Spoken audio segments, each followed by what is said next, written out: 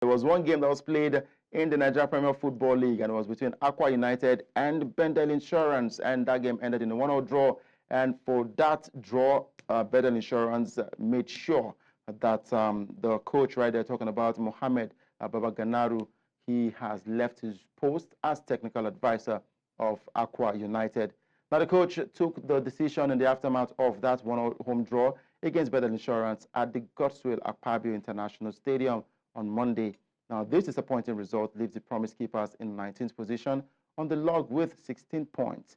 Now, we were supposed to have the media officer join us, talking about the Akwa United media officer join us today, but the network has been chaotic at the moment. But of course, we've got Robert Olimene, who is a sports journalist, joining us, and I will be shedding more light on what's happened exactly with Akwa United. Great to have you with us, Robert. Yeah, good morning to Akwa as well. Good morning, Akwa is right here. And before I get into the conversation, has Christmas come early for you? Have you started getting Christmas gifts yet? Well, I think I am waiting for you to more or less start that out. Wow. But so far so good. No Christmas gift yet. So I look like Santa Claus, yeah? All right, let's talk about what's happening with Akwa United. Of course, Christmas isn't going to be easy for the club because Akwa United, former champions of the Nigeria Premier Football League, they are struggling in the NPFL. And you get to wonder, where did this go wrong for Akwa United? And of course, recently, yesterday to be precise, we heard that Mohammed Babaganaru has left his role as a technical director. Well, for Akwa United, let me start on an emotional note. First and foremost, I would say I sympathize with the team. I like the team, and of course, I admire them as well as other teams in the NPFL. But I think they are more or less the architects of their own troubles at this point in time. Last season, they escaped relegation by the skin of their teeth. 2 seasons ago, when the GINE was with the team, I think they still fared a little bit better. But their lot has really not improved since that time, talking about their big league season. And of course, if you more or less plot that graph from their big season to last season, and of course this season, it's been more or less like as if they have been testing their own limits and of course pushing their own luck in terms of results as well as in terms of the managers that they have employed that is in the team. Also, if you're looking at how things are right now for them, you more or less want to ask yourself that for a team who is trying to more or less get something out of each season, you want a technical director or you want a manager who understands the terrain and of course who can get the best out of the players. Also, you're looking at a situation where you can also get the best in terms of talent that is for the team going forward. But recent results has really not helped the team. And of course, with the resignation of their new manager, I think, just like you said, it's going to be very, very tough for them going forward. But let us see how things pan out in the next couple of weeks. And of course, we can see if they will be able to tough things out with their current situation, or it's going to be relegation at the end of the season. All right then, Robert, in terms of who you think might take over from this job, I mean, Akwa United is one of the biggest teams in the NPFL, and I've been hearing some surprising names being possibly linked to this job. First of all, former Sporting Lagos coach, Paul Ofo. I know he's currently the coach of Grassrunners FC, but for some reason he's been linked with this job. Same thing with Kennedy Boboye. I'm quite surprised to hear that name as well. But in your own opinion, what type of coach do you think Akwa United should go for? And possibly, where do you think you will probably see them at the end of the season?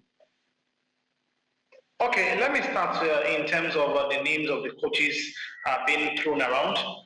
For Coach Bright, for Coach Apollo, well, I would say that I still saw him last week here, that is in the Kenya when I was in the camp of the Channel Sports, and of course he looks to be very, very happy with what he's doing with Grassrunner. Of course, I would say that team looks to be a very, very solid team, and I believe that the challenge for him is said to be a very different challenge for what he had with Sporting Lagos, and I believe, this is just my own opinion, I believe that it is one challenge he would relish, and of because you would want to build upon. You really don't want to come back into the NPFL trying to try your hands with a team who are stuck at the bottom of the NPFL log, and I really don't see Paul more or less diving into this particular job. For Kennedy Boboye, I think it's going to be a little bit difficult as well because for Akwa United, it is not just a coaching situation. It is also the players and, of course, how they more or less go to the field of play to get results.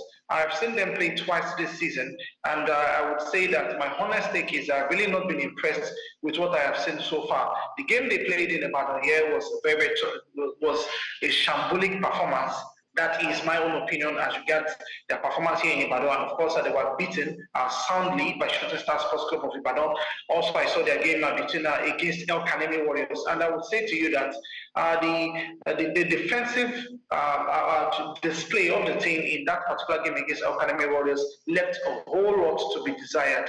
And of course, you really will get punished week in, week out if you have players go onto the field with that kind of mindset. They need a very strong coach in this instance who can more or less give the boys a different perspective in terms of the remaining games for the season. And of course, squeeze the best out of them. There have been reports as regards a whole lot happening behind the scenes, but I won't be able to go deeper into that because when you talk about things like this, you actually need hard facts to speak on matters like this. But I think for Akwa United, with the middle of the season coming in very, very fast, they would have to reevaluate not just the players at the club, and of course they want players who are hungry, and that is where I come to admire what Ikorodu City are building at this point in time. You need to more or less just leave the stage open for people or for players who are willing, who are ready to play their heart out for the club. And of course, they need a manager who knows what he's doing and of course, who can more or less help this team survive the drop, as well as also administrators at the club definitely will have to give the manager a free hand, that is to do what he knows how to do. Because as an administrator, like I always say, you cannot be an administrator and of course be dropping advice or more or less giving tips to your coach. That is not your job. Your job is to see to the day-to-day activities of the club. Let the coach do his job. Let the players do their job. And of course, I believe that with this whole ingredients coming into the pot, it will definitely give out something that is sweet to the nose and of course, tasteful that is to the mouth. All right, so talking about the coaches now doing the job, why do we always have this rotational means of finding solutions in the NPFL? Because when a club is not doing so well, of course, we have to call for the coach's head. But who is the next coach? The name you mentioned would have coached about 4 teams in the NPFL, and I wonder, why do we have to keep going through this merry-go-round? Is it that we don't have coaches in the country who can actually take up these top clubs? Sorry, please, can you come again? I didn't get your last question. Yeah, so the question is it that we don't have coaches who can take up these top clubs? Because it feels like a merry-go-round. We get to rotate the coaches we have in the Nigeria Premier Football League. Well, in terms of the coaching merry-go-round, I think it is one aspect that we cannot control at this point in time.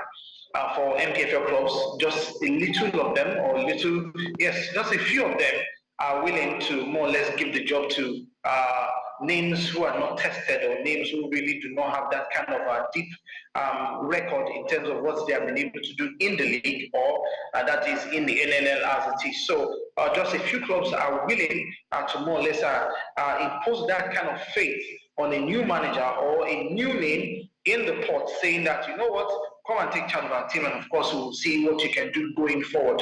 And like I was saying, I think that is more or less the template that sports Ikorodu City are running at this point in time, because for a team who are just trying to enjoy the best of football, enjoy the NPFL, but ultimately have set the goal not to get relegated in their first season. I think it is a setup that has less pressure on the coach, on the players as well. And of course, for any team in the NPFL who really wants to go this route, it means that you're telling yourself that a continental slot, if it comes, fine. But the most important thing is the fact that you will not be relegated, and of course, you're going to finish the league in a respectable position. So hence why sometimes when you see this managerial merry-go-round, it is possibly based on the fact that for teams, they are really not so willing to take the chances with somebody who is not known to the scene. All right, I will look forward to who the next manager for Akwa United would be, and I will look forward to the next step for Mohammed Babaganaru, because indeed he is a very, very good coach, and we just hope that he can get a good club to manage. Thank you very much, Robert Olimene, for joining us today. We look forward to having you again. Thank you very much for having me.